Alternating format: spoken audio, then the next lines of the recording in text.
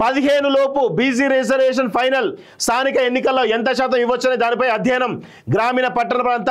స్థానిక సంస్థలకు వేర్వేరుగా రిజర్వేషన్లు కసరత్తు చేస్తున్నటువంటి డెడికేటెడ్ కమిషన్ ఇప్పటికే ప్రభుత్వం నుంచి సర్వే వివరాల సేకరణ వార్డుల వారీగా లెక్కలు తీస్తున్నటువంటి అధికారులు అంటూ ఒకరు చూస్తున్నాం గ్రామీణ పట్టణ ప్రాంత స్థానిక సంస్థలకు వేర్వేరుగా రిజర్వేషన్ ఖరారు చేయనున్నారు ఇందుకు అనుగుణంగా డెడికేటెడ్ కమిషన్ కసరత్తు చేస్తున్నది గ్రామీణ ప్రాంతాల్లో ఎస్టీల జనాభా అధికంగా ఉండగా పట్టణ ప్రాంతాల్లో తక్కువ ఈ నేపథ్యంలో రిజర్వేషన్లో హెచ్చుతగ్గులు ఉండే ఛాన్స్ ఉండడంతో వేరువేరుగా నివేదికలు తయారు చేసి ఇవ్వాలని కమిషన్ నిర్ణయించుకున్నది దీంతో ఆయా ప్రాంతాలకు అనుగుణంగా జనాభాకు న్యాయం జరిగే అవకాశం ఉందని అంచనా వేస్తున్నది గ్రామీణ స్థానిక సంస్థల ఎన్నికలు నిర్వహించకపోవడంతో